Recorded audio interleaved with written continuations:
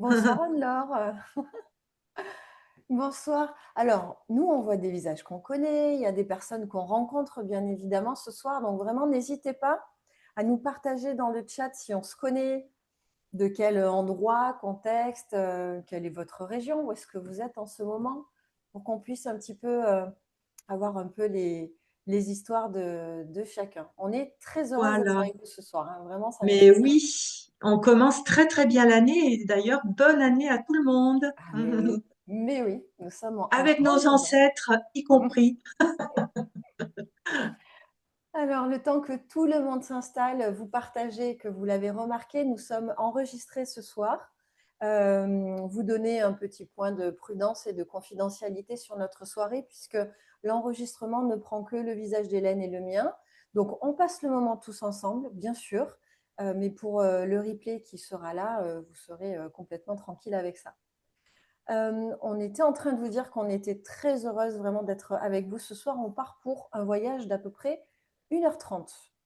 1h30, on parle bien d'un voyage parce qu'on va non Oui. seulement évidemment être dans un webinaire et vous partager ce qu'on appelle nous de la psychopédagogie par rapport au clan, par rapport à la famille, et puis il y aura aussi un temps d'expérimentation à travers l'intelligence du corps. Donc, prenez le temps de vous installer et puis coupez votre téléphone, installez-vous bien, prenez une bonne tisane, prévenez les gens autour de vous qu'on en a pour un petit moment et que c'est le moment d'être tranquille. C'est votre moment là, vraiment. Comment ça va Hélène ce soir? Eh bien, très bien. Je suis bien heureuse de voilà de partager un petit peu ce qui nous fait vibrer en fait, hein, et, euh, et nos deux pratiques qui se tricotent harmonieusement au fil des années. Alors il faut Alors, penser à éteindre pour l'instant vos micros. alors, voilà. Voilà, parce Je qu'on est. vais couper certains micros pour que Voilà. voilà, on soit entre nous. Alors justement, j'en profite pour poser le cadre par rapport à ça. Pour l'heure qui vient, enfin le temps qu'on passe ensemble, vous n'êtes pas obligé de mettre la caméra et les micros. Peut-être tout à l'heure, vous allez pouvoir partager parce qu'on va avoir un temps de questions-réponses pour celles et ceux qui le souhaitent. Vous pouvez aussi participer, écouter sans participer. Enfin, vraiment, soyez tout à fait à l'aise avec ça. On est ensemble et c'est déjà une excellente nouvelle. Chacun a son rythme. Ça, c'est important de le dire. Oui, Et oui, avant qu'on commence, il y a quelque chose d'important qu'on tient à vous partager avec Hélène. On en parlait encore tout à l'heure. On va partir sur un temps d'exploration ce soir-là, sur un temps d'exploration qui est très subjectif. L'histoire de votre clan, de votre famille qui se dessine par rapport à votre propre réalité. Et nous, ce qu'on propose, les pratiques, ce sont des sciences dites humaines. Ça veut dire que avec Hélène, nous n'avons aucune réponse aux questions que vous vous posez. Nous avons des outils que l'on vous propose pour vous permettre de trouver votre réponse. Et votre réponse de ce soir, parce qu'on se rend bien compte que ça mm, évolue au fil du temps aussi. Mais on en oui, reparlera un peu plus tard. oui. Et qu'on peut explorer notre arbre longuement, plusieurs fois, tout au long de notre vie, et on trouvera toujours d'autres petites choses à dire autrement, hein, avec les émotions du moment. Voilà. Donc, on ne sait rien, vous, vous savez tout, et votre corps surtout sait tout. Alors, on va vous partager le programme de ce soir, tout simplement, pour vous en dire un petit peu plus. Alors, attendez, je vais chercher ce qu'il nous faut. Ok. Ah ben voilà. Où est-il? Il est là. Alors, est-ce que vous voyez quelque chose? Non. Pas Non, encore. pas encore. Ok. Alors, vous allez le voir dans un instant. Pourquoi? Nous l'avons vu tout à l'heure, il n'y a pas de raison. Ok. Bon. Vous voyez quelque chose là? Non. Bon. Bon, ben, pendant que je détricote ça, Hélène, tu veux bien partager quelques instants le programme, le temps que je. Oui, oui, oui. Ah ben, Alors, déjà, on va aborder comment travaille-t-on son arbre? Hein, c'est toujours une grande question. Comment on fait? Voilà, comment ça se passe, les séances, les stages, etc. on travaille son arbre déjà en posant les dates, les noms, les prénoms. On fait une sorte de ce qu'on appelle le génosociogramme. C'est un arbre généalogique, mais qui est un peu plus détaillé. Avec, on peut éventuellement poser des indications de métier, de caractère. Oh, il était gentil, oh, elle était rude, oh, elle aimait chanter, etc., etc. Hein, il peut y avoir des petites indications comme ça. On va pouvoir aussi étoffer l'arbre avec des métiers, des lieux de vie, peut-être des façons de vivre en couple, etc., etc. Voilà, on travaille son arbre. Et moi je le fais toujours écrire à la main. C'est super important. C'est beaucoup plus parlant et impliquant parce que quand on écrit, même si on recopie ce qui est sur l'ordinateur, euh, notre corps va s'investir dans cette écriture-là. Et il va y avoir des émotions qui viennent. On ne sait pas pourquoi, on ne sait pas d'où ça peut venir. Ça peut être en écrivant le nom ou le prénom d'une grand-mère, où on s'aperçoit qu'il y a des larmes qui sont là, ou de la joie, ou quelquefois on oublie carrément un frère, une sœur ou une tante, et tout est indicatif. Voilà. Donc, on va travailler son arbre avec l'histoire, mais aussi avec les émotions. Voilà. Et Alors, donc, voilà. Et donc, ce qui va nous amener à raconter l'histoire, mais aussi à capter subtilement ce qui se passe dans notre corps, le ressenti.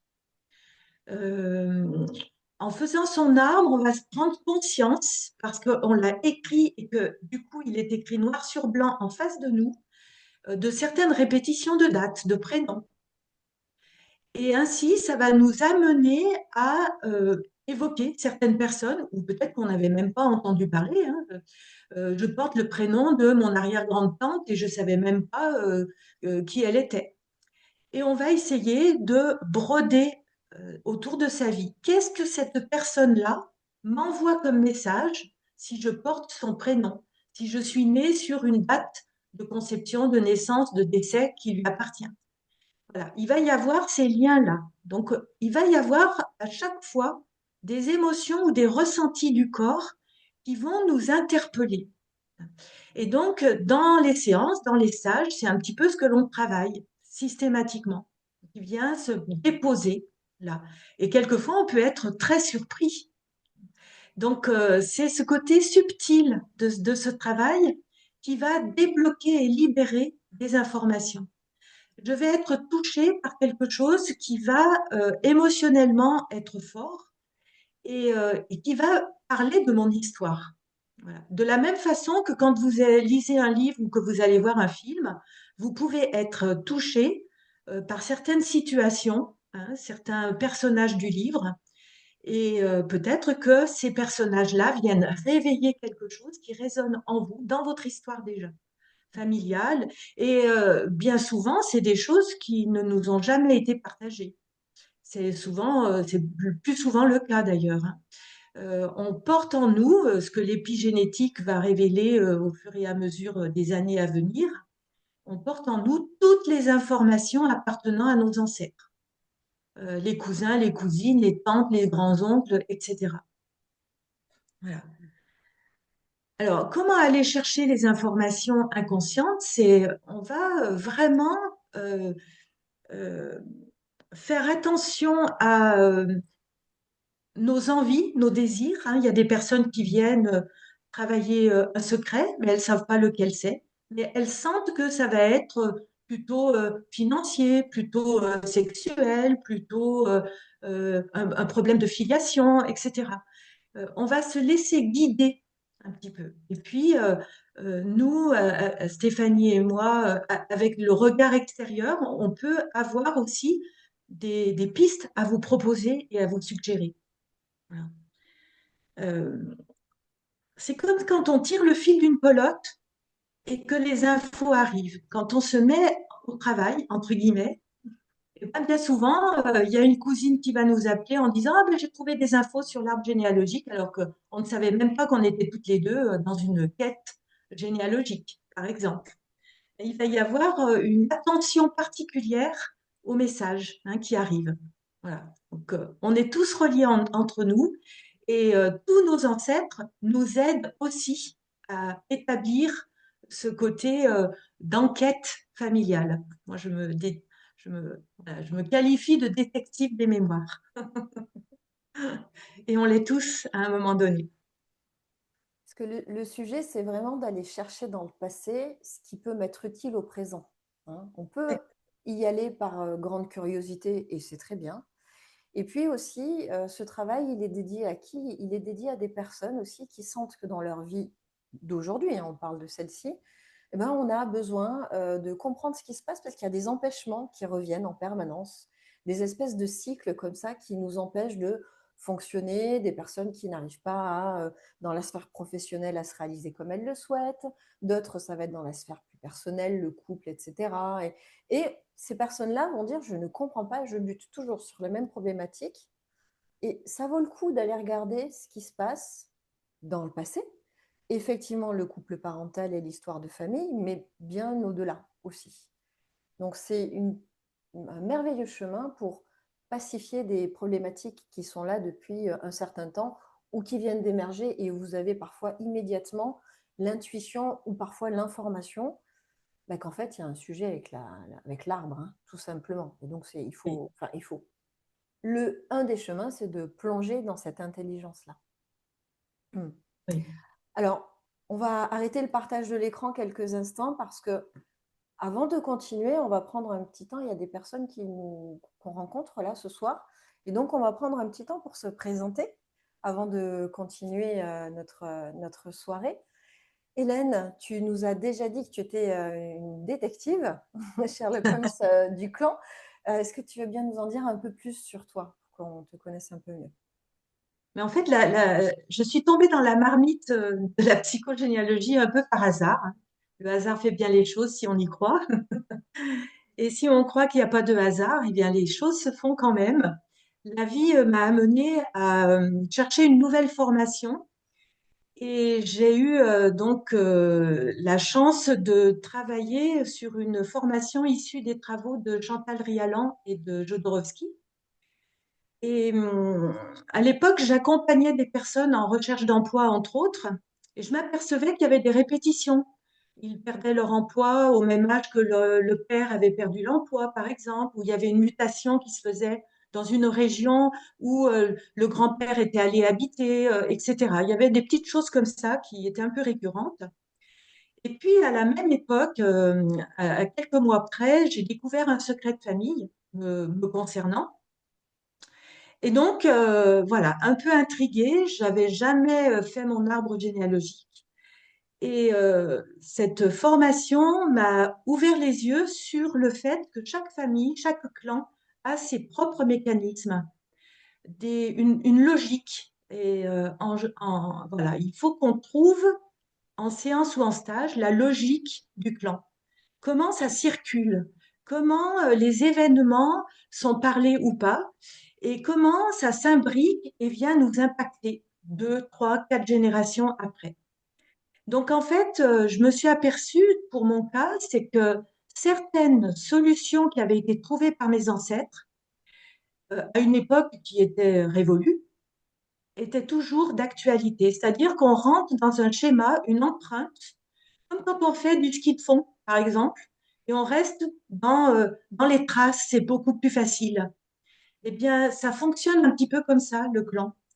On garde les traces pour ne pas trop souffrir de sortir des ornières, parce que c'est un petit peu compliqué et inconfortable quelquefois. Et donc, ces solutions continuent à nous téléguider. On a toujours fait comme ça. Voilà. Et donc, les secrets, les drames, les deuils figés, sont particulièrement puissants pour nous empêcher, nous freiner, voilà. Vont nous permettre nous questionner, par exemple, sur nos difficultés à se séparer, à, à vivre autrement, à être un peu atypique, à oser être imparfait, alors que le clan attend de nous la perfection. Voilà. Et donc, c'est des émotions enfouies, des ressentis jamais exprimés qui vont faire des nœuds émotionnels dans l'arbre. Tout arbre a des nœuds dans le tronc. Eh bien, l'arbre généalogique en a aussi. C'est des émotions. C'est un petit peu ce que l'on cherche à justement libérer, hein, dans les stages que l'on propose. Donc la psychogénéalogie libère la personne qui se met en chemin et libère aussi euh, les angoisses, les peurs du clan. C'est-à-dire que notre entourage, notre famille, nos proches vont changer, vont modifier leur façon aussi de vivre parce que nous, on ne réagira plus du tout de la même façon. On va lâcher des choses qui font que tout l'ensemble va bouger. Donc ça, c'est très libérateur pour tout le monde. Et pour terminer, je dirais que c'est comme le drain que l'on met dans un corps après une opération, par exemple, qui va évacuer tout le côté mauvais, toxique, et pour garder que le bon. Ben, c'est un petit peu ça, en fait, hein. On va déposer des choses, on va libérer des angoisses, des peurs, des colères, des injustices qui ne nous appartiennent pas, pour justement continuer notre chemin avec nos valeurs, que l'on a vraiment envie de mettre en scène. En tout cas, c'est ce que j'ai expérimenté avec cette formation.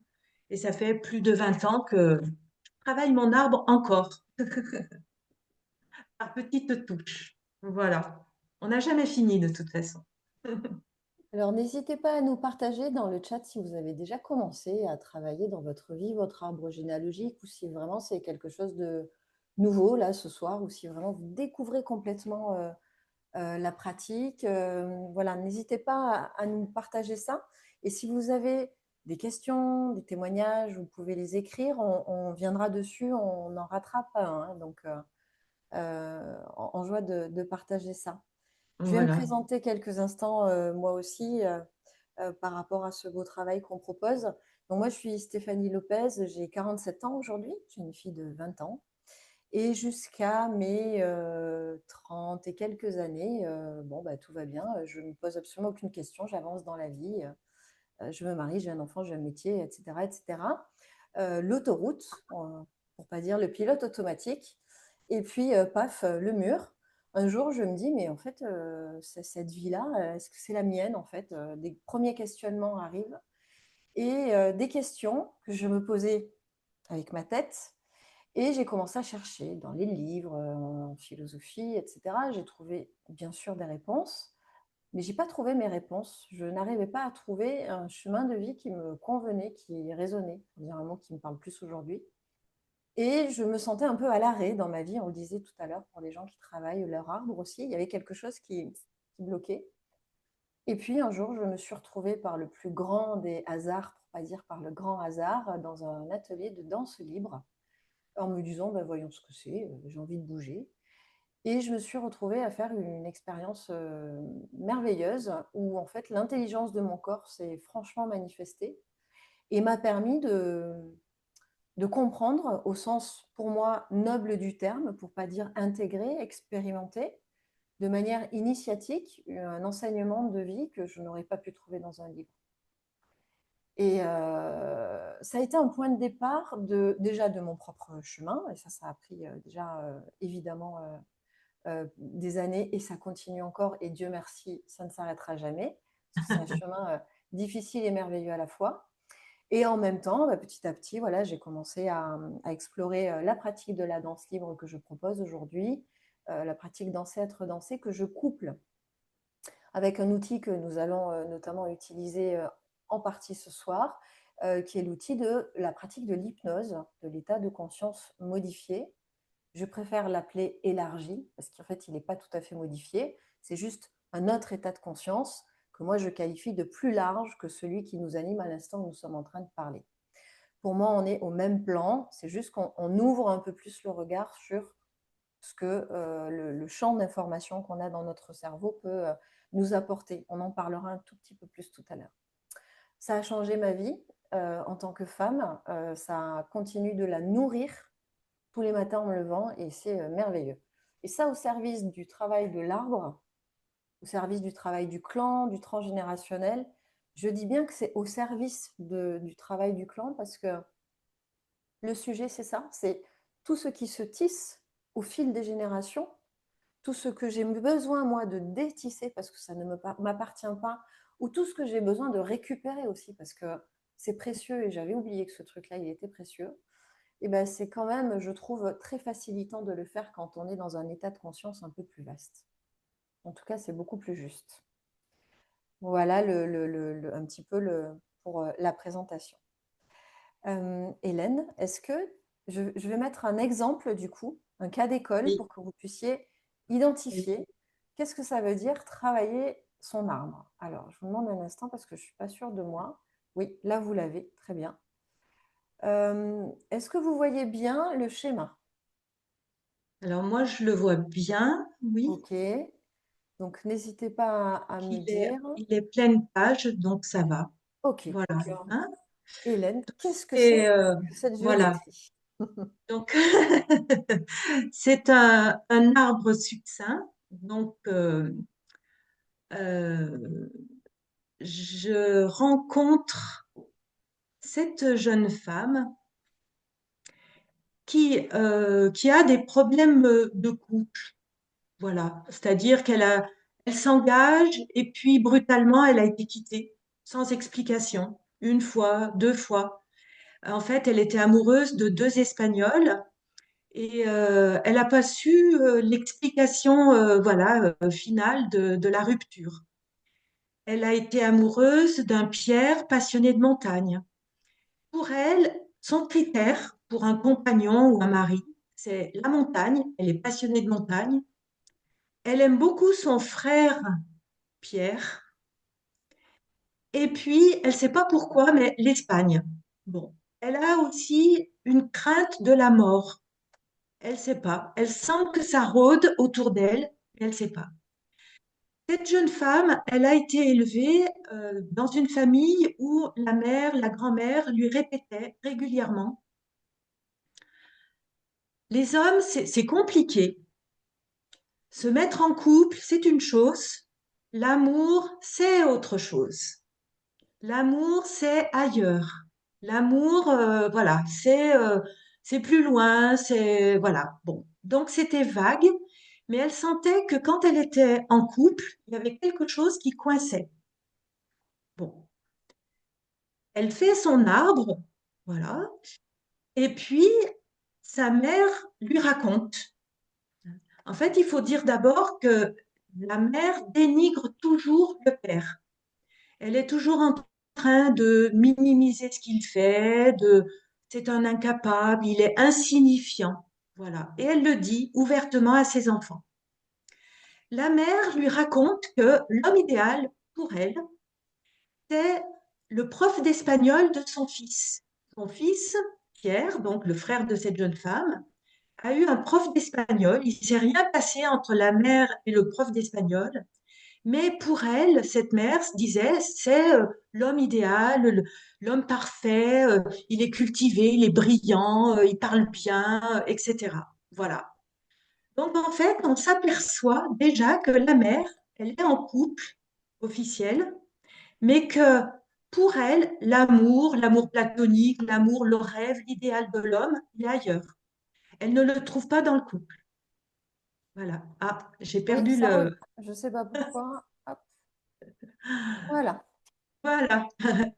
Et puis la maman raconte que elle a eu un frère mort à la guerre, très jeune donc. Voilà. Donc déjà, la fille comprend qu'il y a des ingrédients qui arrivent. Parmi les critères de sa fiche de recrutement d'un compagnon, eh bien, il y a l'Espagne, il y a la guerre, la mort, et puis le côté idéalisé hors du couple. Voilà. Donc ça n'engage pas une jeune fille à rentrer en couple puisque l'amour est ailleurs. Et puis la grand-mère, à son tour, raconte, elle dénigre beaucoup son mari aussi, beaucoup, beaucoup. C'est des hommes insignifiants, voilà. Mais en fait, c'est des hommes qui ont servi à faire des enfants. Voilà. Et il y en a beaucoup hein, comme ça. Hein. On fait des enfants, mais l'amoureux, il est ailleurs. Voilà.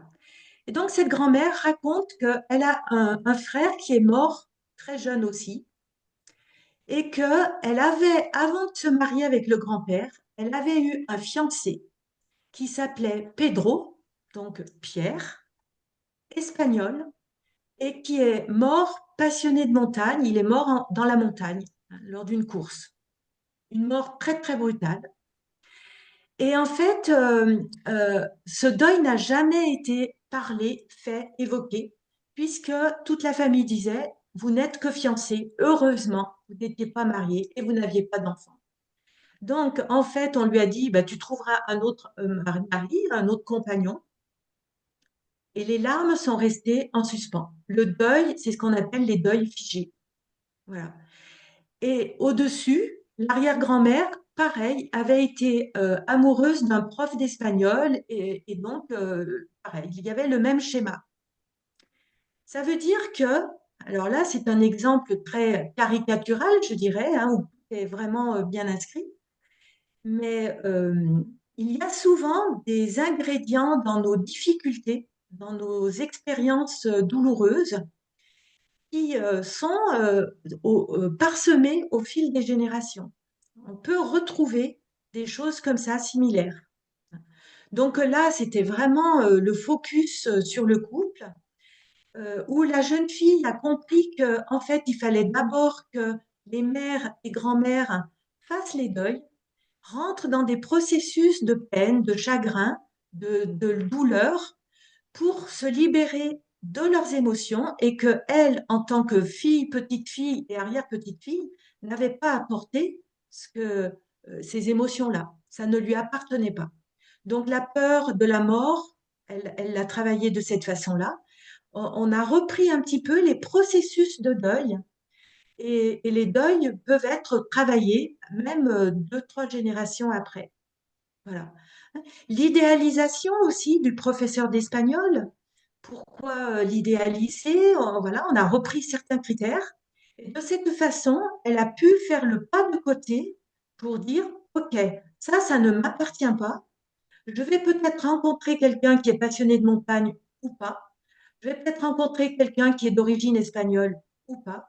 Mais je me donne et je m'autorise à le vivre. Voilà. Hein, donc là, elle était phagocytée et en faisant cette exploration-là, elle a pu se donner le droit de vivre autrement les amours. Voilà. Hein. Et donc la phrase «l'amour, c'est autre chose», eh bien, elle a pu voir que en fait, elle pouvait vivre en couple, chose que les mères et grand-mères n'avaient pas pu vivre, et que ben, c'était leur histoire. C'était triste peut-être pour elles, mais c'était leur histoire. Mais que elle pouvait vivre en couple et heureuse. Voilà, hein, s'autoriser ce que nos ancêtres n'ont pas pu. Et bien souvent, c'est un des gros nœuds de la loyauté. Hein, on est loyal jusqu'à se sacrifier. Et s'auto-saboter, c'est ce qu'elle faisait. Elle attirait des personnes qui ne restaient pas avec elle. Et c'était parfait pour elle, pour justement, après, vider le sac émotionnel du clan. Voilà, hein, on va trouver dans ces répétitions d'expériences douloureuses, eh bien, le positif, le cadeau caché, qui est que ça me force à rentrer dans le transgénérationnel en l'occurrence là, mais à rentrer en thérapie pour essayer de débusquer ce qui coince en fait et qui ne m'appartient pas. Voilà, en gros, cette exploration d'arbres. Alors justement, c'est là quand enfin, cet exemple, il est parfait pour parler de la suite parce que on a souvent la problématique de la loyauté qui revient dans l'histoire du clan. Et Complètement. une loyauté qui empêche en fait la personne qui vient consulter ou qui vient en stage de s'autoriser à vivre sa vie. Donc partons sur cette histoire d'autorisation où finalement je me rends compte que dans mon histoire, il n'y a pas eu cette permission d'aimer qui je veux aimer. Mais qu'est-ce qu'on Oui, fait de ça en fait? Concrètement, l'homme ou la femme de 2026 maintenant qui se dit, OK, donc je comprends ça dans mon histoire, comment je fais pour que les choses changent? Donc il y a plein de manières, d'accord? oui, oui. Parfois, ça suffit. Parfois, juste de se dire, ah non, mais c'est ça l'histoire, ça peut suffire à switcher complètement le cerveau, les décisions de vie, etc. Et la personne bascule. Et puis, quelquefois, on peut se dire, bon, ok, j'ai compris, mais je fais quoi maintenant? Parce que parfois, ça peut ne pas créer le changement qu'on espérait. Et c'est en ça qu'avec Hélène, on vient travailler sur la partie des émotions. Donc là, on va faire un tout petit focus sur qu'est-ce qui se passe dans mon cerveau quand j'arrive à ce carrefour où ça Mm. y est, je comprends ce qui se raconte dans mon histoire, je comprends ce que mon clan est en train de me faire porter, on va le dire, on va le raccourcir comme ça. Et comment je fais pour que ça puisse se bouger, d'accord? Alors, c'est pas un truc psycho-magique, mais par contre, c'est un mécanisme, un protocole qui permet de faire bouger un peu faire bouger les lignes de la vie. Qu'est-ce qui se passe? Peut-être que vous connaissez, mais je vais quand même le redire, sait-on jamais, le principe du cerveau droit et du cerveau gauche, qui fait que nous avons donc les deux lobes qui nous permettent, cerveau gauche, d'avoir un cerveau totalement raisonné, pragmatique, construit, logique, qui est le cerveau qui me permet aujourd'hui d'avoir un discours sensé vis-à-vis de vous, d'utiliser le langage, de connaître les mots, d'avoir des principes, de la pédagogie, etc. Mais il y a aussi mon cerveau droit qui est en train de travailler, qui est un cerveau qui est plutôt lié à l'intuition, à l'imagination, la créativité, etc. Nous avons chacune une tendance un peu plus importante d'un côté ou de l'autre. Parfois, quelques personnes sont tout à fait à l'équilibre, mais ça n'a pas beaucoup d'importance. Une fois qu'on sait ça, bon, on n'a pas beaucoup avancé sur comment j'utilise mon cerveau pour que ça bouge. Eh bien, c'est là que c'est quand même, enfin, que le corps humain est extraordinaire. C'est que vous avez donc votre cerveau dit médian, qui est une autre partie du cerveau. Donc, c'est organique, hein, c'est physiologique ce que je vous dis, qui est la partie du cerveau qui vous met en route au niveau des émotions. Comment je me sens, la sensorialité, d'accord? Vous ne pouvez pas, si vous êtes coupé de l'émotion en lien avec une problématique ou un sujet, vous ne pouvez pas vous en occuper. On doit rentrer dans l'émotion, qu'elle soit bonne ou moins bonne, ou qu'elle vous semble neutre. Je dis bien qu'elle vous semble neutre. Et puis, vous avez aussi un autre aspect du cerveau qui est important et qui rentre dans la danse, c'est ce qu'on appelle le cervelet. C'est un tout petit, comme une petite noix, qui est la partie du cerveau qui vient vous mettre en action, en mouvement. D'accord? Je vais vous donner un exemple. Vous pouvez avoir, je vais prendre un exemple, bah tiens, je vais prendre l'exemple de l'arbre d'Hélène, que tu viens de dire, Hélène, par exemple. Cette femme qui a un carrefour de sa vie, elle doit s'autoriser à aimer. On va le dire comme ça, Hélène, ça va? Oui. Ok. L'autorisation, c'est de décider avec son cerveau gauche que, en effet, je dois couper les liens avec mes ascendants. Je dois logiquement comprendre à l'âge que j'ai, par exemple, dans la vie que j'ai, etc. Il est logique que je puisse enfin aimer quelqu'un. Et puis, il y a tout le cerveau droit qui va se mettre en route. Ouais, moi, j'aimerais bien un homme qui adore lire les livres, j'aimerais bien un homme qui soit manuel ou une femme, enfin, peu importe, d'accord? Et il y a l'imagination qui va s'en mêler, qui va raconter ce que j'appelle, moi, la petite histoire. Mais c'est important aussi de visualiser tout ça. Ça ne suffira pas à acter le changement. On a besoin de harmoniser les quatre cerveaux. C'est comme ça qu'on appelle le sujet. C'est quoi harmoniser les quatre cerveaux? C'est qu'une fois que j'ai compris que je voulais enfin m'autoriser à aimer, entendez bien le mot autoriser, on va y revenir, que j'ai mis mon cerveau gauche en route, mon cerveau droit, bah, m'autoriser, ça veut dire qu'il faut que je me connecte à cette émotion que ça va créer en moi. La belle émotion d'amour, amoureux, appelez-le comme vous voulez. Comment je me sens en fait quand je m'autorise, quand je me Mm. permets, quand je me sens libre d'aimer. Et donc là, j'ai besoin de me connecter à ça. Qu'est-ce que ça fait dans mon corps, dans mon cœur, dans mes sensations, dans ma sensorialité? Dernier point pour commencer à acter le changement, de mettre du mouvement. Du mouvement, ça peut être quoi? Ça peut être de mettre la main sur son cœur quand on y pense. Ça peut être vous voyez, quand je vais faire un parallèle, par exemple, avec une prière, où on peut faire, par exemple, il y a plein de manières de prier, évidemment, mais on va joindre les deux mains. Ou alors, dès que je mets du mouvement, ça peut être juste de bouger le petit doigt, peu importe, ça n'a aucune importance, ou de danser dans toute la pièce si vous le souhaitez. Le corps, une fois que j'ai mis en route mes deux lobes, que j'ai mis en route mon cerveau médian, hein, hippocampe, etc., et que j'ai mis du mouvement dans mon corps, alors là, imaginez, c'est comme un compteur électrique. Je suis en train de brancher 2 nouveaux fils et la pièce s'allume. C'est un protocole, notamment hypnotique. Ça fait partie d'un outil que nous utilisons en hypnose, qu'un outil que j'utilise notamment aussi dans les pratiques danser, être dansé, qui permet, si vous voulez, de manière déjà agréable, respectueuse de là où vous en êtes, de tout ce qui est possible, de dire, ah mais attends, mais ce serait comment si je m'autorisais à rencontrer l'amour, à rencontrer, comment elle serait cette personne et comment je me sentirais. Et là, quand je mets ma main sur mon cœur, mais ouais, je le sens. On passe par toutes ces étapes. Mm. Le cerveau ne sait pas faire la différence entre ce qui est tout à fait vrai et ce qui ne l'est pas. D'accord? Mm. Je regarde un film, je prends l'exemple de ce film qui normalement est à peu près connu par tout le monde, mais prenez l'exemple de Titanic. Moi, Mm. j'en ai un souvenir ému, j'étais adolescente quand c'était sorti, mais bon, ben, on connaît tous la fin de Titanic. Moi, je pleurais comme une madeleine. Mm. Pourtant, je savais très bien que ce que j'étais en train de regarder à l'écran, c'était des comédiens sur une planche en carton-pâte et que personne n'était mort.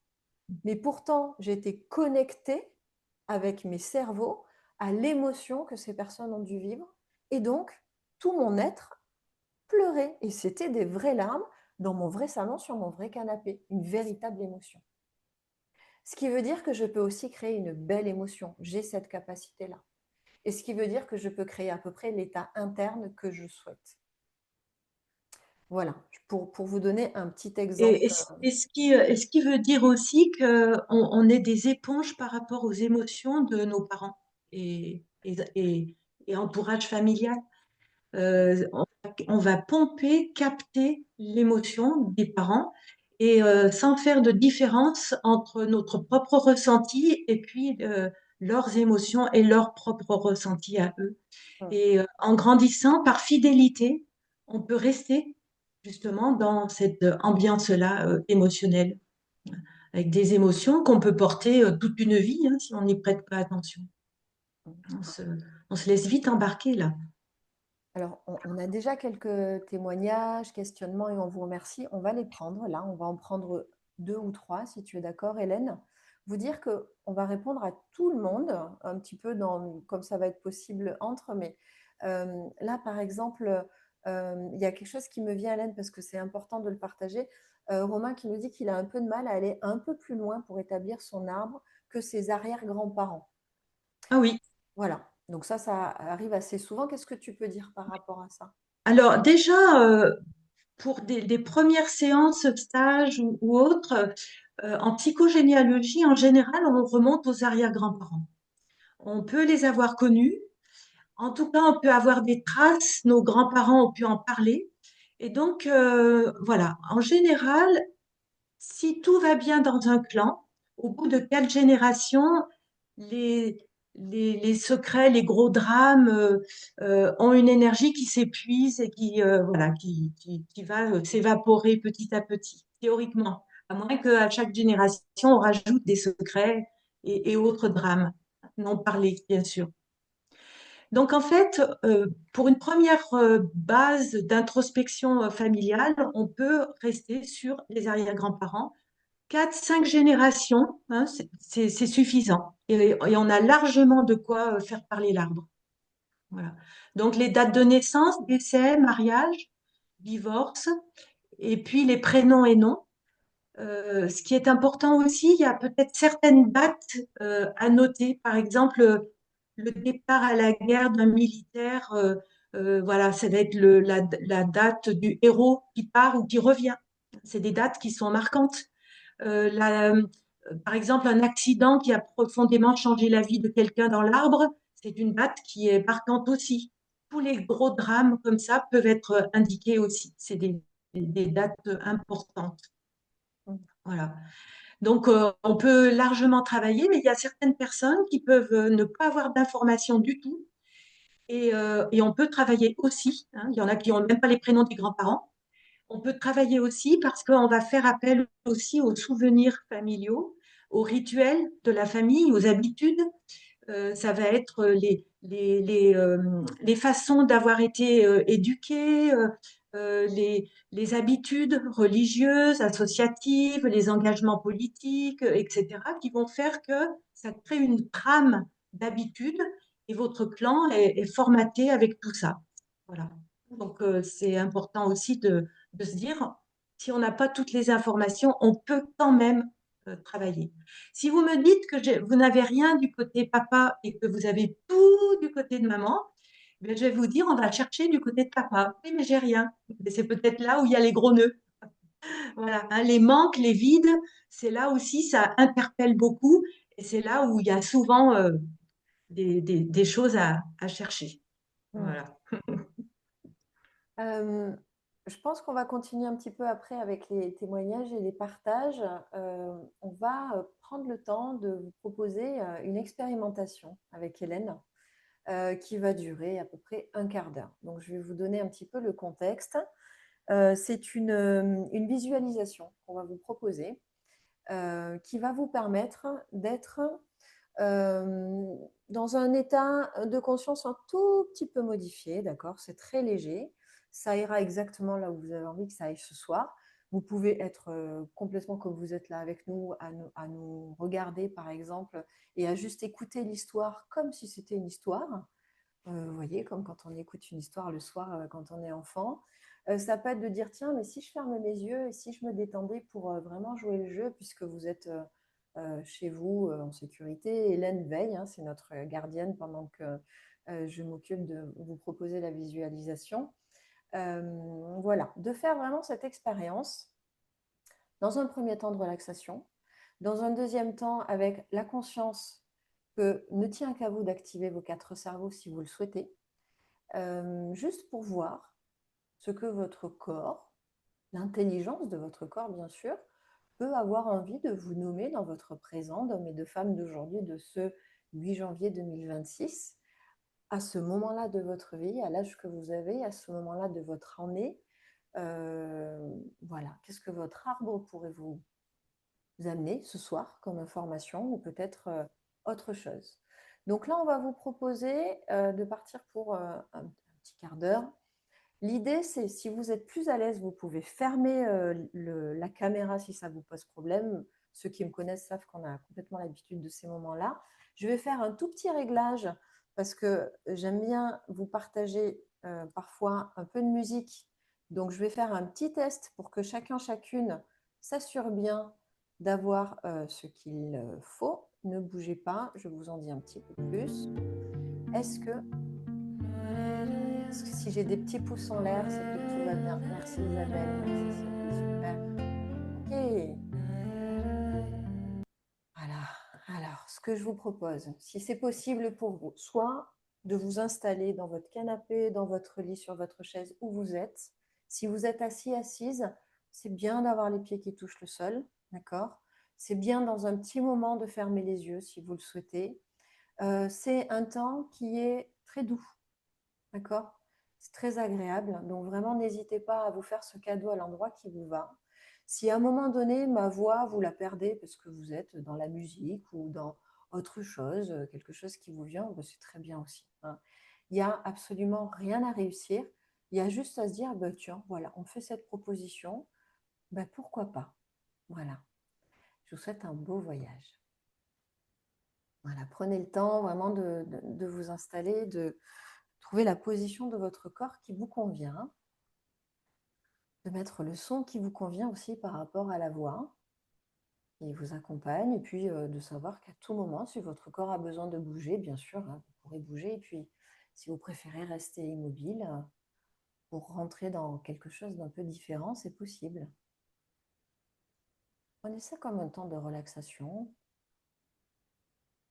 sans forcément chercher à savoir ce qui va advenir, venir, que ce soit des images, des sensations ou une information ou autre chose.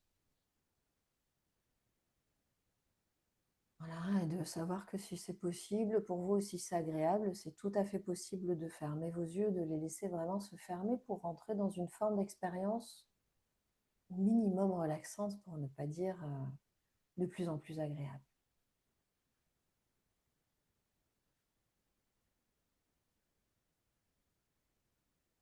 une manière de trouver finalement votre propre chemin vers l'intérieur, vers les sensations de ce soir. Nous avons parlé, nous avons échangé, nous avons réfléchi.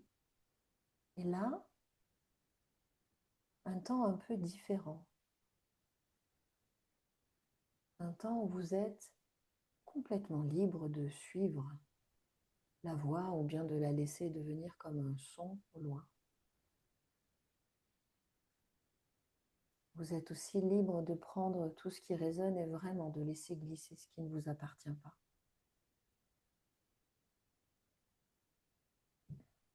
Moi, mon travail à moi, eh bien, c'est de poser des mots, là, un peu comme des petits cailloux sur le chemin. Et puis le vôtre, c'est tout simplement de construire votre propre paysage à l'intérieur avec tous ces mots qui sont nommés, qui sont dits. Pour l'instant, vous percevez tout simplement votre respiration,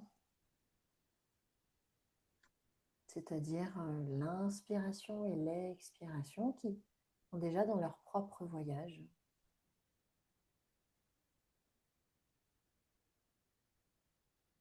Et d'ailleurs, peut-être que pendant que votre esprit conscient est en train d'entendre le mot inspiration,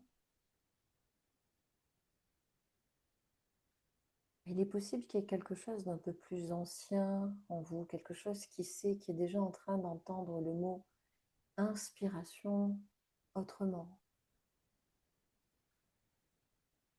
Une inspiration comme une force là, qui vous traverse depuis tellement de générations.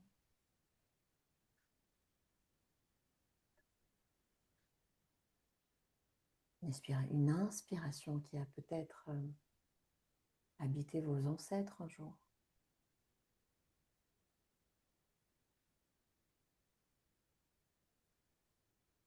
Mais il y a aussi une expiration qui a peut-être libéré des peines.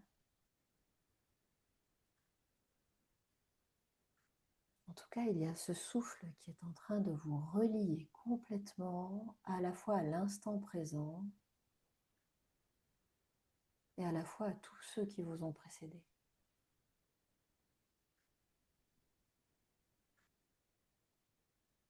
C'est comme une longue lignée de respiration.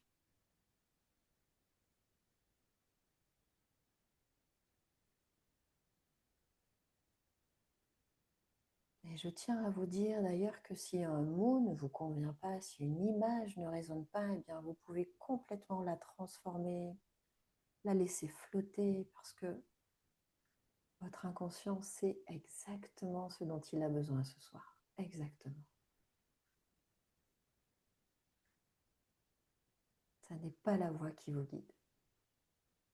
C'est vraiment une part de vous qui est en train d'utiliser la voix comme un fil. Et cette part de vous, elle est en train de vous conduire exactement là où vous devez aller.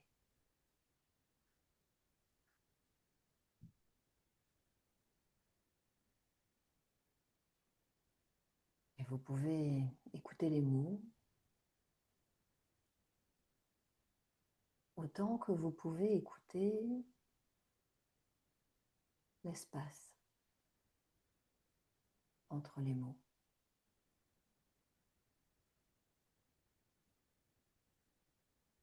Comme des notes de musique de plus en plus justes.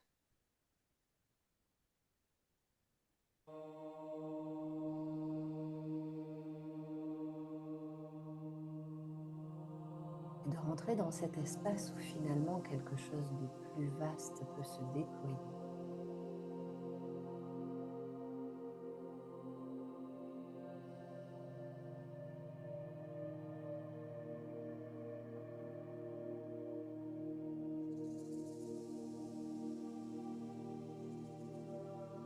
Pendant que les yeux sont fermés, que le corps est détendu, installé, respirant, confiant et que ma voix est en train de devenir comme une espèce de texture sonore qui vous amène un peu plus loin sur ce chemin, cette exploration, ce voyage.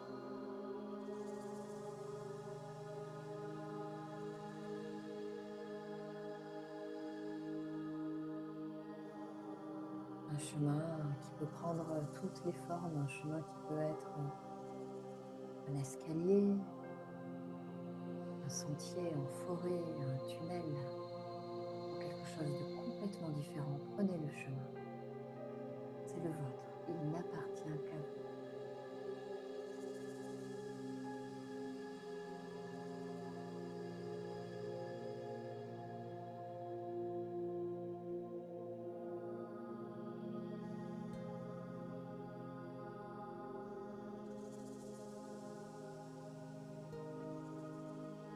Et vous continuez à aller de plus en plus loin à l'intérieur de vous. Vous pouvez même compter de 1 jusqu'à 5 pour descendre en vous. Finalement, il n'y a pas tout à fait besoin de compter parce que les chiffres flottent. Vous, vous êtes en train de flotter dans l'expérience peut-être.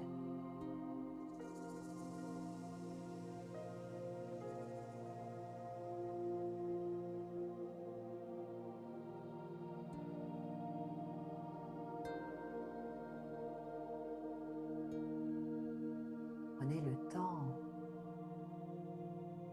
d'imaginer.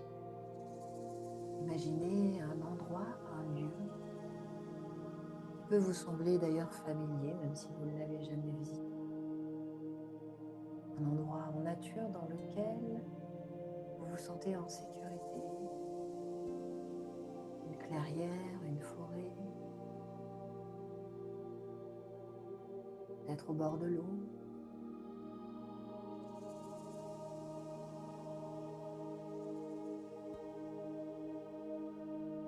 Et là, devant vous, juste devant là,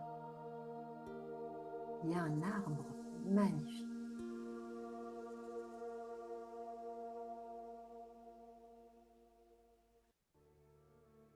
Il est là, il se dresse devant vous.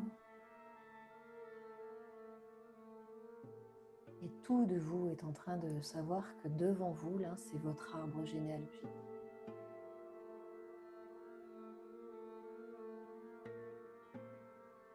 L'arbre de votre lignée.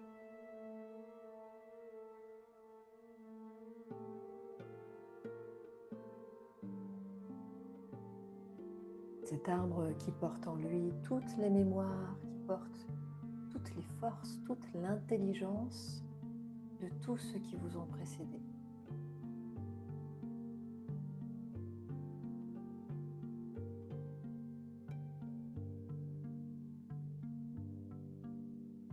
Prenez le temps de l'observer, de laisser venir l'image, puis la racine jusqu'à la cime de l'arbre.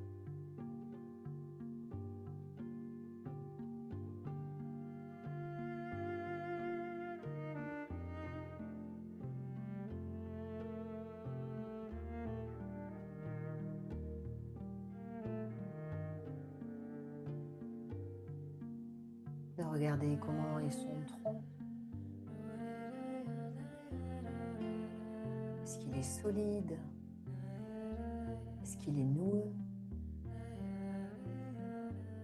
Est-ce qu'il est lisse ou rugueux?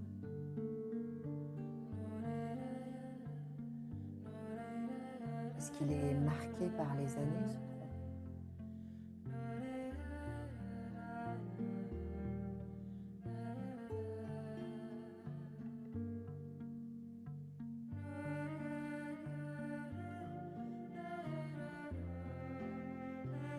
Et si vous regardez d'un peu plus près l'écorce de cet arbre, cette écorce qui raconte une histoire, quelle est l'histoire que vous y voyez, vous?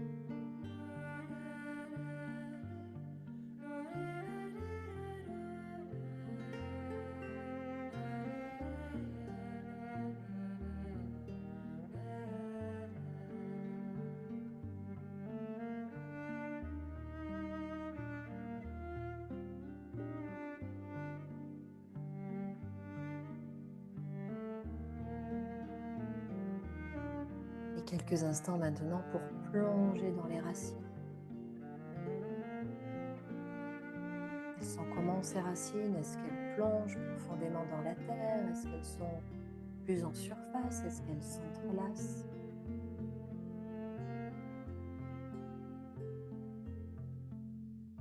comment elles puisent leur nourriture dans la terre, ces racines.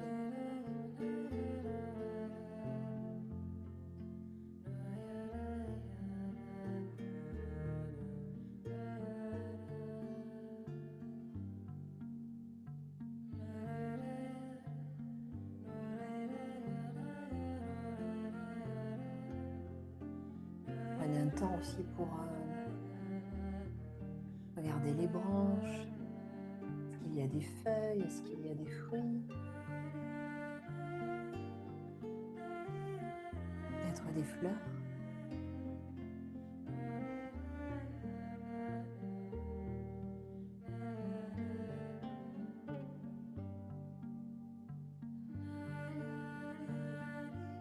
Peut-être chaque branche comme une lignée maternelle ou paternelle, et puis les branches avant encore.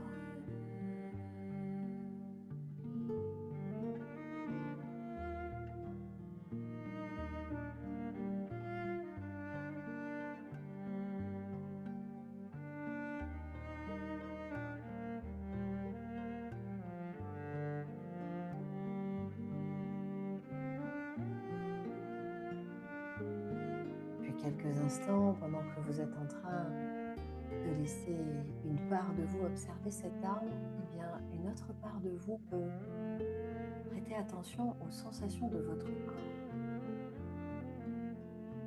Il y a quelque chose qui est complètement en lien entre cet arbre et votre corps de l'instant.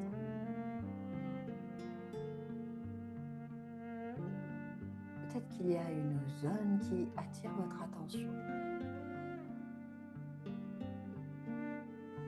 une partie du corps qui pulse, qui chauffe, qui est en train de se manifester là pour vous.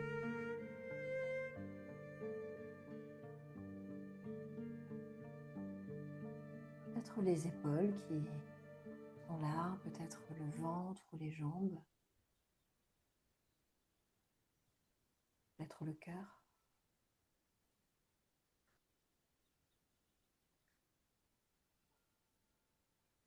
Comment ce serait possible de laisser quelques instants cette partie du corps devenir comme une porte vers l'intelligence de votre arbre, un lien pour un message.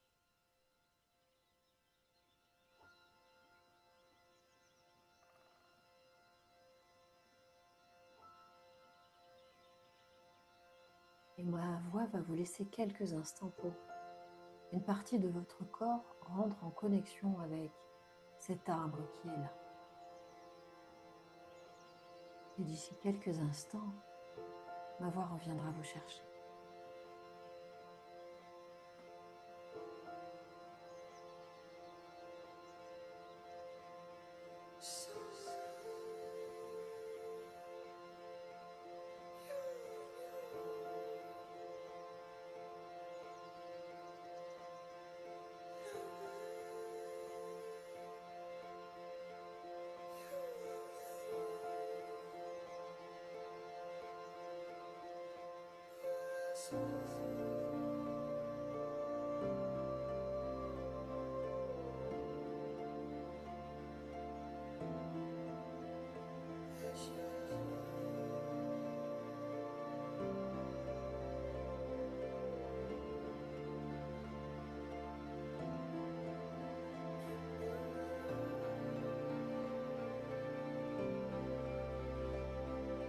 Quelques instants.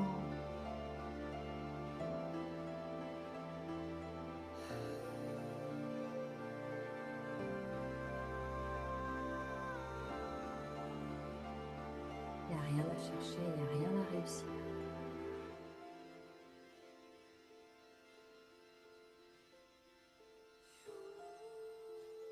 Juste à laisser venir.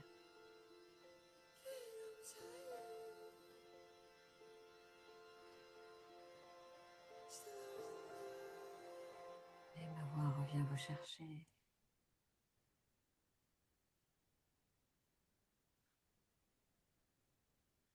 Encore quelques instants dans cette connexion.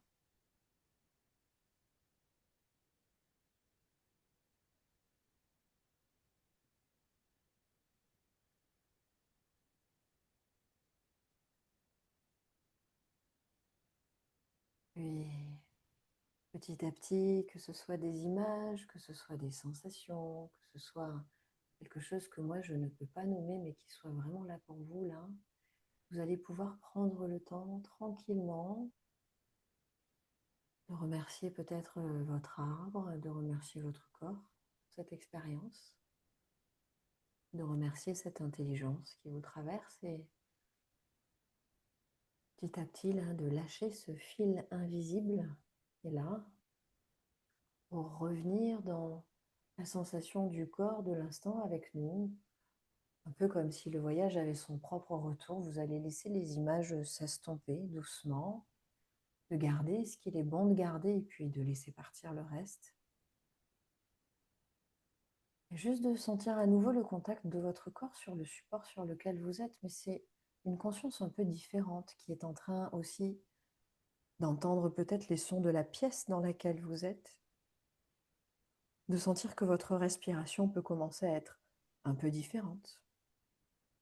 C'est comme si finalement vous étiez en train de remonter tranquillement à votre rythme, en ramenant avec vous les cadeaux de ce voyage, s'il y en a bien sûr, hein, mais de commencer à bouger doucement les doigts, les orteils, étirer votre corps s'il y a besoin pour trouver le chemin qui fait que quand vous serez prêt, quand vous serez prête à votre rythme, vous allez pouvoir rouvrir vos yeux, revenir avec nous dans le groupe, voilà, à votre rythme, hein, bien sûr, en gardant cette connexion là avec ce qui s'est présenté et puis juste d'amorcer votre retour.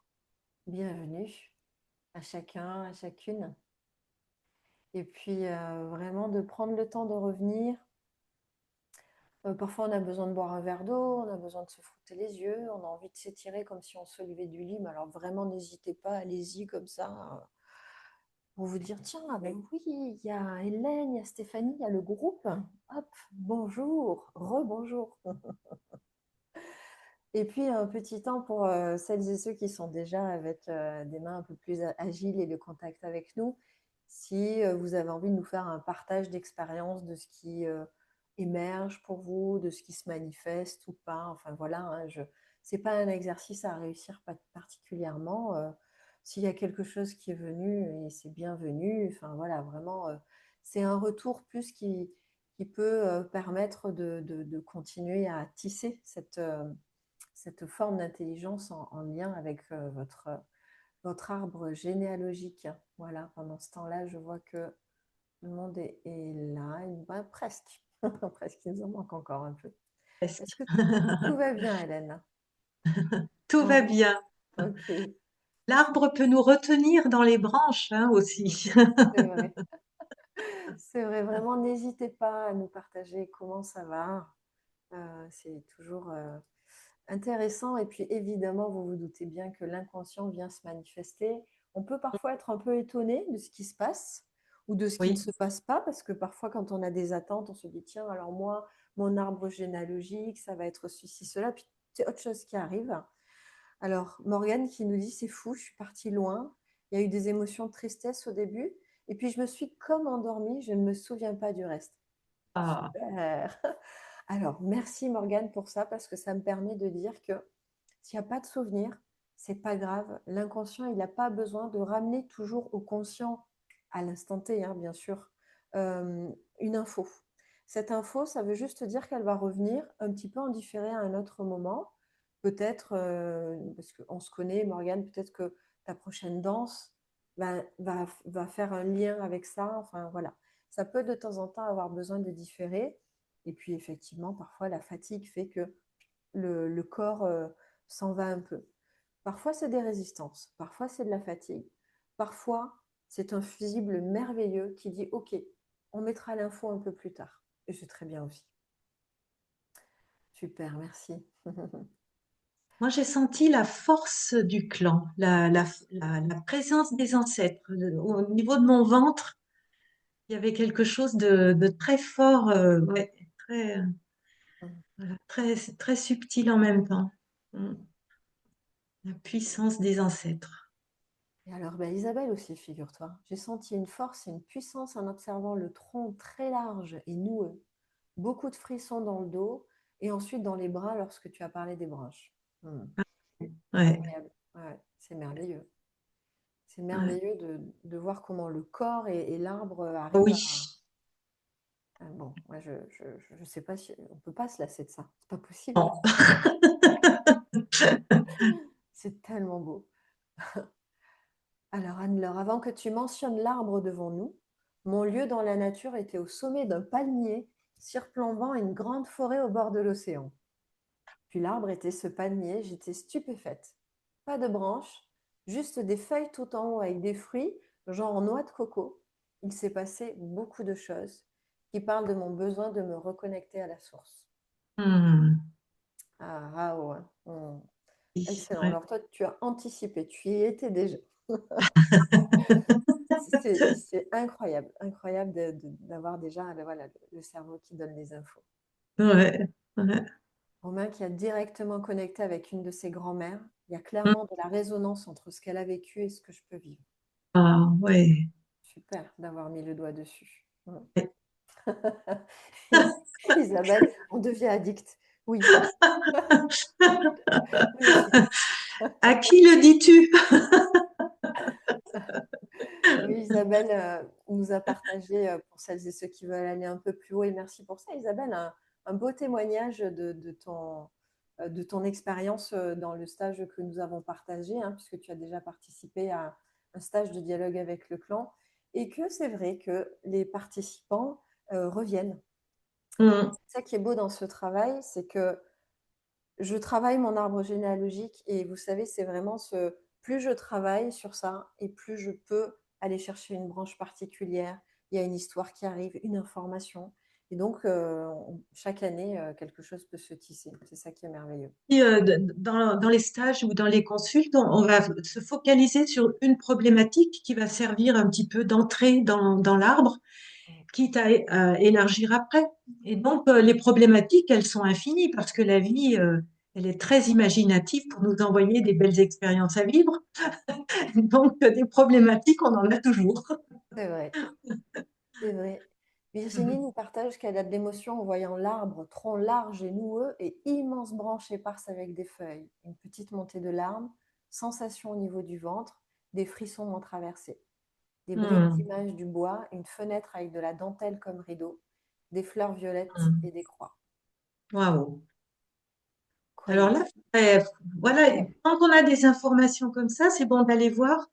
Est-ce qu'il y a des gens dans votre arbre qui ont vécu, je sais pas moi, je dis tout de suite le puits en velay, les dentelières, voilà, les fleurs violettes, où est-ce qu'elles sont? Quelles sont les fleurs?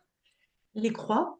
Il peut y avoir un cimetière pas loin ou un monastère ou etc. C'est intéressant aussi, hein, et on peut voir un petit peu les liens qui peuvent se faire comme ça. Je suis Alors, partie là, avec ma loupe. on va continuer avec ça parce que là, vous voyez, vous avez fait une expérience de un quart d'heure.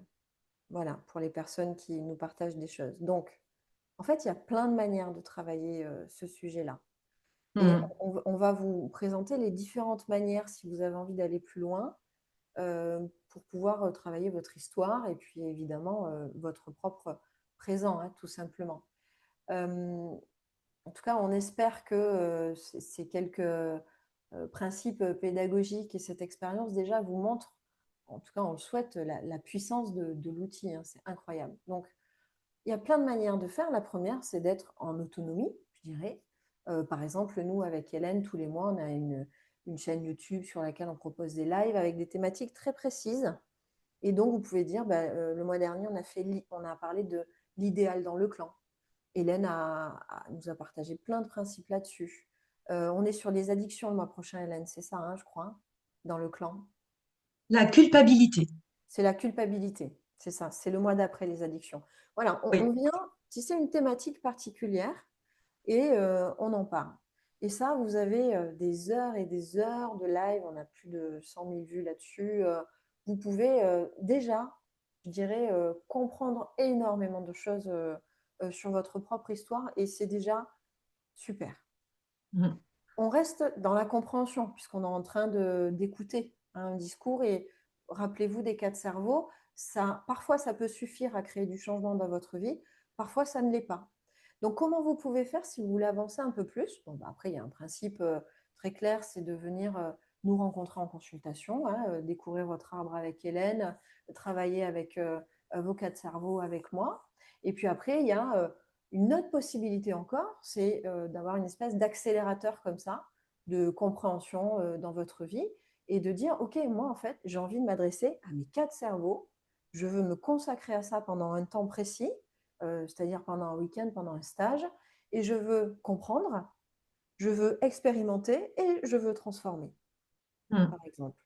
Et pour ça, pour faire ce que nous on appelle des bonds de géants, bah, pour bondir, on a besoin de plusieurs ingrédients. On a besoin d'un cadre de sécure, ça c'est notre partie à nous avec Hélène, de vous amener là-dedans. On a un formidable accélérateur de travail, c'est l'effet du groupe. C'est-à-dire que Mm. quand vous venez en stage, eh ben, vous êtes 14 personnes, on ouvre à 14 places, jamais plus, pas 15, 16, 14, parce que Hélène travaille avec chaque personne individuellement dans le week-end. Donc chaque personne passe avec son arbre, avec le groupe. Hélène a travaillé les arbres en amont, hein, c'est pas, elle ne découvre pas l'arbre. Vous lui envoyez votre arbre, donc vous, en fait, vous avez déjà commencé à travailler. Mm. Elle travaille votre arbre, il y a un questionnement, et là, c'est un truc qui, en fait, nous dépasse complètement. Il y a des effets miroirs dans le groupe. Comment Mm. vous dire? Il y Fabuleux. a un arbre dans les arbres, en fait. Oui, de toute C'est façon, incroyable, oui, oui, oui, oui. Des résonances entre les histoires, les problématiques, beaucoup. incroyable, Mm. incroyable. Et donc, vous travaillez votre arbre, et puis après, vous avez la possibilité, avec le travail que je propose, moi, derrière, à travers le mouvement, l'expérimentation que vous venez de faire, visualisation, etc., d'engrammer dans le corps le changement que vous voulez y voir venir, ou l'éclairage, ou la connexion, ou. En tout cas, ce qui émerge à ce moment-là. Parfois, je travaille mon arbre avec Hélène, et puis je vais avoir un éclair, une compréhension, une info avec l'arbre de la personne qui était en face de moi, avec qui j'avais un petit peu parlé au petit déjeuner ce matin. Et en écoutant son témoignage, comme j'ai pas la charge émotionnelle de mon histoire, j'ai pas le nez, c'est pas ma famille, donc j'observe en tant que témoin. Il y a énormément de nœuds qui se défont. Et là, c'est incroyable. Alors peut-être qu'on va vous montrer rapidement. Alors pendant qu'on est en train de vous présenter ça, n'hésitez pas si vous avez des questions, que ce soit sur le travail généalogique, le travail du corps, l'hypnose, etc., etc., ou le stage, ou les consultes, enfin peu importe. N'hésitez pas à partager le temps que nous, on Oui. soit en train de vous présenter ce que je voudrais vous présenter qui n'arrive pas à se présenter. De fou. Moi, je Peut-être vais qu'on vous voit envoyer un les petit peu, liens. je pense. Voilà, voilà. Peut-être que vous voyez, je vais vous montrer. On va vous envoyer, voilà, Hélène va vous mettre dans le chat d'ici quelques instants le lien vers notamment cette page, où ici on présente donc le stage qui a lieu du vendredi 13 février au dimanche 15 février. Attention, c'est le week-end de la Saint-Valentin, donc c'est une très belle opportunité pour retomber Oui. amoureux de vous et vous occuper de vous. On se retrouve où? Alors, on se retrouve, donc on est toutes les deux à votre disposition, bien sûr, pour les 2 jours. Vous retrouverez ici des témoignages de personnes qui ont déjà participé au stage de dialogue avec le clan. On ne va pas trop traîner dessus, mais vraiment, on est heureuse et honorée d'avoir vos retours chaque année. Vraiment, ça, c'est merveilleux. Le domaine du taillé, c'est en pleine nature. C'est-à-dire que non seulement on travaille ensemble, mais pour les personnes qui connaissent le lieu, je vois Brigitte, enfin j'en vois quelques-unes, c'est magnifique. Donc on se retrouve au domaine du taillé, au milieu de quand on est arrivé la première fois avec Hélène, c'était incroyable, il y a des arbres partout. Donc on trouvait ça extraordinaire pour ça. Mm. Mm. Donc le domaine du taillé, c'est un endroit comme ça, on n'aura pas la piscine en février, autant vous le dire. Et alors là, cette année, on est surclassé puisqu'on est à ce qu'on appelle le grand dojo au domaine du taillé. On est dans une salle qui est en hauteur et qui donne sur toute la nature. C'est magnifique. Donc Mm. on En vous bois. montre bien. Voilà. Sur le site, vous trouvez plein de belles choses là-dessus. Si vous voulez nous rejoindre, il n'y a pas besoin d'avoir comment appelle-t-on ça? Une santé, un état de corps particulier pour vous mettre en mouvement avec la pratique dite de danse libre et de visualisation. Tous les états de corps sont bienvenus et tous les états émotionnels aussi, bien sûr. En revanche, on attire votre attention sur le fait que on compte sur votre responsabilité et votre autonomie. C'est-à-dire que si vous êtes très médicamenté, par exemple, en ce moment dans votre vie, avec des antidépresseurs, des choses comme ça, c'est peut-être pas le moment de faire un travail comme ça. Mm. Si vous avez un doute, par exemple, par rapport à quelque chose, avec Hélène, vous pouvez nous contacter. Hein. Mm. Réserver un appel téléphonique. Là, c'est un calendrier avec moi. On peut faire une demi-heure en visio. Elle est offerte et on discute soit du Mm. stage, soit d'une situation familiale, soit. Vous pouvez aussi contacter Hélène. Vous allez avoir ses coordonnées. Donc, on est à votre disposition pour ça. Une fois que vous vous dites, tiens, voilà, moi, ce stage, il m'intéresse, j'ai oublié de vous dire un truc quand même assez important. Le stage, il est à 280 euros l'animation. Et vous pouvez avoir ce tarif jusqu'au 13 janvier. Après, ça passera à 320 euros. On est encore en early bird. Vous pouvez payer en 2 fois hein, si vous voulez. C'est l'équivalent de 4 consultations en fait. C'est Mm. comme si vous veniez voir Hélène une fois, vous faites l'arbre. Vous venez me voir avec moi, on travaille sur ce que vous avez travaillé. Vous refaites un aller-retour avec Hélène et moi, 4 heures avec nous, c'est le même prix. Là, c'est une quinzaine d'heures de travail thérapeutique entre vous et le reste du groupe en plus. Donc, j'enlève le partage. Mm. Voilà. Donc, vraiment, c'est une autre manière de travailler.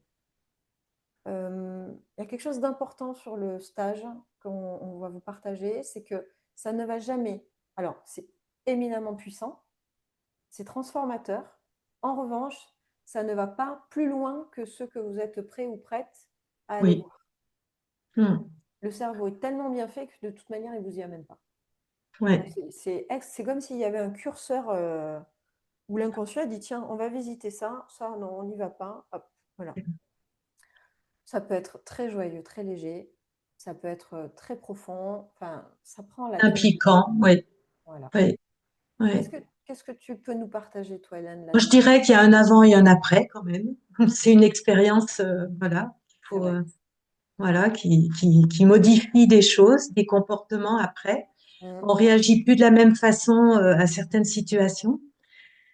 Euh, Alors, c'est vrai qu'il y a un truc fou avec ça, Hélène, c'est que les gens viennent en stage, ils rentrent de stage, parce qu'en fait, on propose une visio 21 jours après, on ne vous laisse pas comme ça, hein, une fois que le stage est terminé, on se ouais, retrouve se avec le retrouve, groupe, et bien ouais, ça bouge dans la famille, ouais, mais tout pas à avec fait. vous, hein. C'est-à-dire, ça bouge, c'est-à-dire, on avait Ben, voilà, ouais, vas-y, excuse-moi.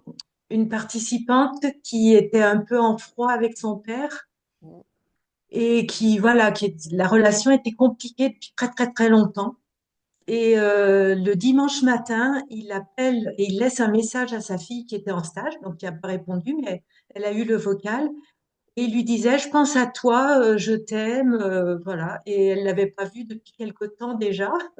mm. Et il n'était pas habitué et habituel de se parler comme ça dans la famille. Et voilà. Et voilà, il y avait quelque chose qui avait bougé à ce niveau-là. Les Et inconscients. elle avait eu un gros samedi, hein. Elle avait eu un Ouais, samedi. ouais, exact. Ouais, Donc, oui, le dimanche. Et on a eu aussi une participante qui avait une thématique liée aux armes. Tu te rappelles de ouais, ça? ouais, Donc, ouais, de grandes mémoires de guerre dans sa famille, etc., des chasseurs, enfin, des choses assez difficiles. Et donc, elle avait notamment une de ses filles, je crois, qui faisait du tir, hein, il me semble, comme un sport, mais oui, à haut niveau, des très haut niveau. compétitions. Mm. On va jamais nous croire à force, mais on vous le jure. Le dimanche midi, elle arrive. Sa fille était partie en compétition de tir à l'arme pour je ne sais pas quoi, enfin pour une de ses compètes. Elle avait perdu son arme. Le Ouais, fusil avait disparu. ouais, Et elle ouais, n'arrêtait pas de me dire, moi, je ne veux plus de ces mémoires de guerre, je n'en veux plus, je n'en veux plus. Je peux vous dire que les quatre cerveaux étaient gravement harmonisés. Incroyable. Elle arrive à midi, elle me dit, non, mais c'est pas possible, elle a perdu. Et ça, on pourrait vous en raconter. On peut même pas tout raconter parce que on va nous ouais, dire non. ouais, c'est vrai. Mais ouais, ça va loin, c'est beau. Mm. Mm. Comme quoi, on est tous reliés entre nous et quand les groupes se constituent, ben, il y a souvent un fil conducteur parmi les histoires d'ailleurs. Mm. On le trouve à la fin du stage en général, il y a quelque chose voilà, qui relie toutes les personnes. Mhm. Donc c'est passionnant. Alors, on n'a pas de questions dans le chat. Vraiment, n'hésitez pas. Il reste encore quelques instants avant qu'on vous laisse repartir. Donc, ça peut être un témoignage, ça peut être quelqu'un qui veut prendre la parole aussi, hein, c'est possible, hein. Mm. Vraiment, n'hésitez pas. Hélène, est-ce qu'en attendant, tu veux bien nous partager quelque chose sur une de ces pépites? Pourquoi ça se répète, Hélène, en fait? Pourquoi ça... Ben, en fait, quand on explore l'arbre, on bouge les énergies. En fait, l'arbre, il est vivant, même s'il n'y a que des morts. Et, euh, et, euh, et ces énergies-là, quand vous faites votre arbre, il y a une présence des ancêtres voilà, qui est remuée, en fait, hein. C'est énergétique. Voilà, c'est pas explicable, mais on le ressent. Et donc, dans ces stages, on va remuer aussi tout ça. Et donc, quand on se met en mouvement seul dans son coin, toutes les personnes reliées à nous vont aussi être contactées. Voilà, elles vont bouger à leur façon. Et donc, envoyer des messages, vivre quelque chose en lien avec ce que l'on vit nous-mêmes. Comme quoi, voilà, on est tous reliés et qu'il y a pas de hasard. Vous savez, c'est un peu comme la télépathie. Vous pensez à quelqu'un et cette personne vous appelle juste à ce moment-là. Et c'est un petit peu sur voilà, sur cette même sensibilité-là, en fait, hein. L'arbre, il est très vivant, c'est-à-dire que quand on fait ce travail transgénérationnel, ça permet de faire vivre chacun. C'est-à-dire qu'on va rentrer dans leur vie en prenant conscience de ce qu'ils ont aimé faire, de comment ils étaient, on réharmonise un peu leur vie. Il n'y a personne qui est en haut et personne qui est très bas. En fait, l'idée de ce travail, c'est de rééquilibrer chacun. On est tous humains, on fait tous des bêtises, on expérimente, hein, voilà, on vient là pour ça. Et en fait, on va justement travailler l'idéalisation qui est terrible, hein. Avoir un héros dans l'arbre, eh bien, c'est jamais être à la bonne hauteur, on n'est jamais parfait, c'est jamais assez. Donc, ça maintient dans une tension perpétuelle. Et puis, quelqu'un qui est rejeté, exclu, on va jamais en parler dans l'arbre, mais il revendique sa place. Eh bien, quand on fait son arbre, c'est un petit peu comme si chacun revendiquait une bonne place, une place juste. Une fausse couche a besoin d'être sur l'arbre. Un avortement a besoin d'être noté. Tout le monde a droit à sa place. Et c'est un petit peu ce travail-là qui se met en place tranquillement. Ouais. On a Romain qui nous demande comment se créent les loyautés. Ben, en fait, très jeune, je pense, hein, en tant qu'enfant, on se rend vite compte de certaines attitudes qui ne sont pas acceptées dans l'arbre, de certains mots qu'on ne doit pas dire, de ce qui va faire de la peine à papa, maman. Et donc, petit à petit, on va se formater de façon à faire plaisir. Un enfant, il sait que s'il est tout seul, lâché dans la nature, il meurt. Et on a le cerveau de l'homme de Cro-Magnon encore en nous. Si on n'est pas dans une tribu, on meurt. Donc, la peur d'être exclu, elle est toujours omniprésente, même si on travaille toute une vie sur soi. Il y a une peur d'être rejeté, mal aimé, pas compris, etc., qui fait qu'on va être en loyauté. Mm. Euh, on a une capacité à l'auto-sabotage. Très, très facilement, on peut se sacrifier, euh, oublier de se faire plaisir parce que les parents ne se sont jamais fait plaisir ou n'ont pas pu. Il y avait une personne donc cette dame, elle avait la cinquantaine. Depuis toujours, elle rêvait de danser, de s'inscrire dans un cours de danse. Et puis, elle me raconte que jamais elle a pu faire ça parce qu'en fait, elle aurait fait de la peine. C'est ce qu'elle pensait. Elle aurait fait de la peine à ses parents qui étaient handicapés. Donc, son père avait des gros problèmes, je ne sais plus, de hanche, on va dire. Et puis, sa maman, eh ben, elle était en fauteuil. Et donc, quand ils étaient enfants, les parents emmenaient les enfants dans un pré, dans un stade, et les enfants jouaient l'après-midi dehors, mais les parents étaient toujours dans la voiture à les attendre ou sur un banc, etc. Et donc elle disait, mais comment moi je peux me faire plaisir en dansant alors que ma mère aurait peut-être voulu, mais elle n'a jamais pu. Et donc elle s'était interdit, voilà, elle a fait d'autres choses, et puis jusqu'à ce qu'elle puisse enfin s'inscrire dans un cours de danse. Ben voilà, la loyauté, c'est ça. C'est ne pas vouloir faire de peine. En fait, on en est tous plus ou moins là. C'est S'autoriser à divorcer quand nos parents auraient voulu divorcer mais n'ont pas pu parce que c'était pas la période, etc. S'autoriser à changer de boulot alors que notre père a toujours été dans la même boîte. Bref, on a plein de prétextes en fait pour pas faire de peine. le principe de loyauté, il est très puissant parce qu'en fait, il répond à l'animal. C'est l'instinct de survie, Complètement. la Oui. loyauté. C'est l'instinct de Mm, survie. J'ai besoin, vous savez, c'est la pyramide de Maslow. J'ai besoin d'être dans un clan pour survivre. Donc mm, l'enfant qui ne peut pas s'alimenter seul, qui ne peut pas, il a besoin, on dit d'être aimé par ses parents, mais en fait, il a besoin d'être vu, reconnu par ses parents pour mm, survivre. Donc l'animal en moi doit mm, être loyal pour que le clan me mm. permette de survivre. Ouais, tout à fait. C'est pas cerveau gauche, c'est pas cerveau droit. On est encore dans, là, on est vraiment le cerveau des émotions, notamment, et le reptilien, le cerveau archaïque. Comment j'assure ma survie? C'est pour ça Mm, que les loyautés sont si délicates à déloger. Parce que là, on est en train de toucher à bah, la survie de l'espèce, hein, tout simplement. mm, mm. Ouais, oui, tout à fait. Tout à fait. Oui, On oui. a, ce sera la dernière, un bébé décédé avant sa naissance ou à sa naissance, est-ce qu'on le compte dans l'arbre, Hélène? Et oui, Mhm. oui, oui, oui, oui. Et c'est comme ça qu'on peut s'apercevoir que l'on est numéro 2 ou 3, alors qu'avant nous, il peut y avoir des fausses couches ou avortements, par exemple. Mhm.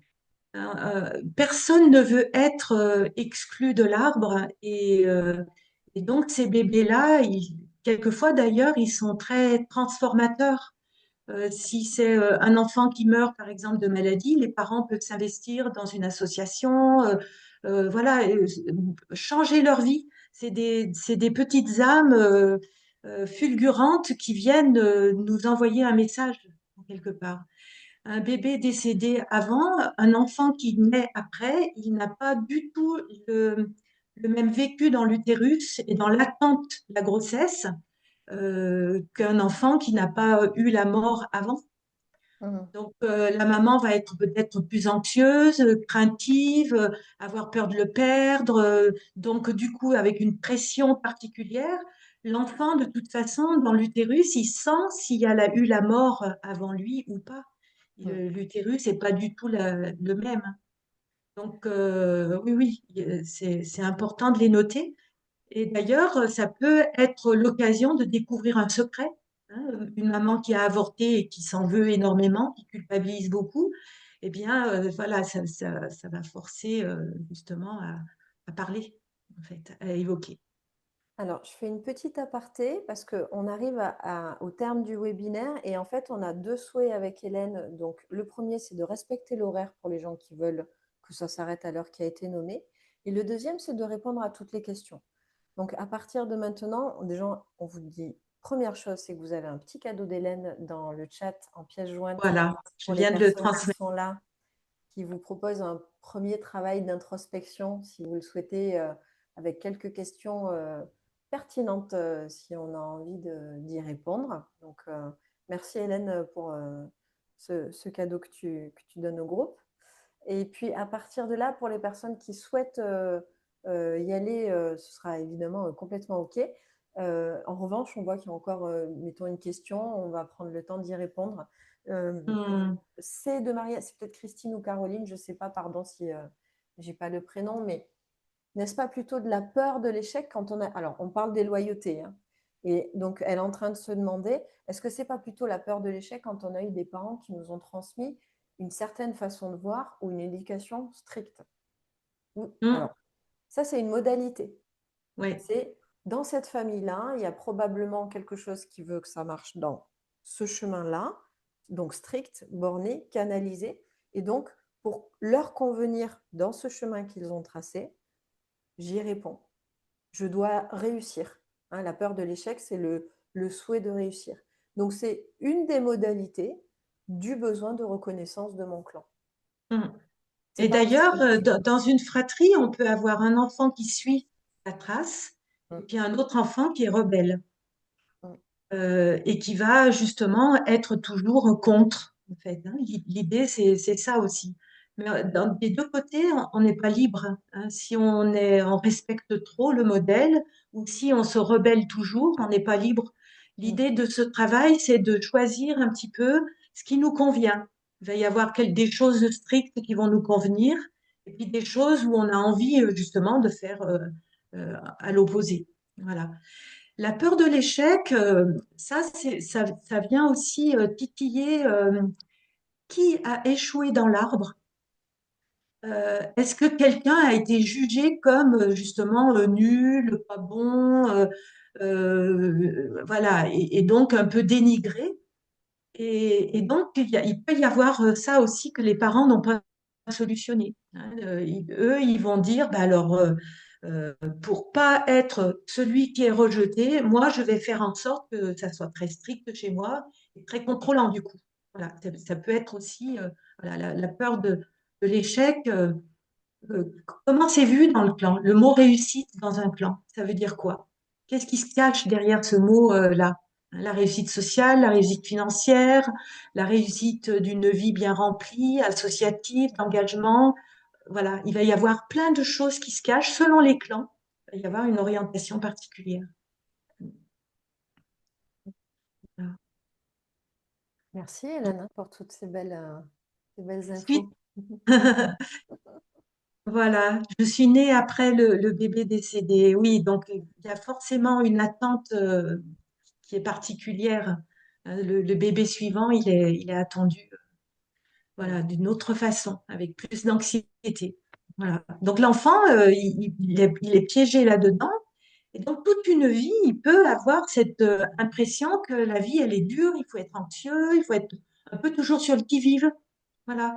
C'est un peu comme quand les enfants perdent un jumeau dans le ventre, le syndrome du survivant, quand il naît, ce bébé, il est en deuil et personne ne le sait. Quelquefois, même la maman ne savait pas qu'elle a perdu un bébé.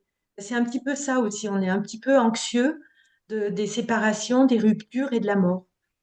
Il peut y mm. avoir de ça. Mm. Nous arrivons au terme de notre moment partagé. C'était un plaisir. C'est vraiment, enfin, oh, comment je peux le dire simplement? Moi, j'aime bien être avec vous, quoi. Voilà. Comme ça. Je cherchais à faire une phrase, en fait, tout simplement. Non, c'est très agréable d'être avec vous, d'avoir vos témoignages, vos partages. Voilà, ça nous permet Mm. de co-créer le moment, hein, déjà, tout simplement. En espérant vraiment qu'on pourra voilà, vous rencontrer peut-être sur un stage ou en consultation, enfin peu importe. Sur notre live aussi, vous aurez bien sûr de nos nouvelles, on va vous écrire. Bien Merci sûr. Hein. beaucoup. Merci à Merci. vous.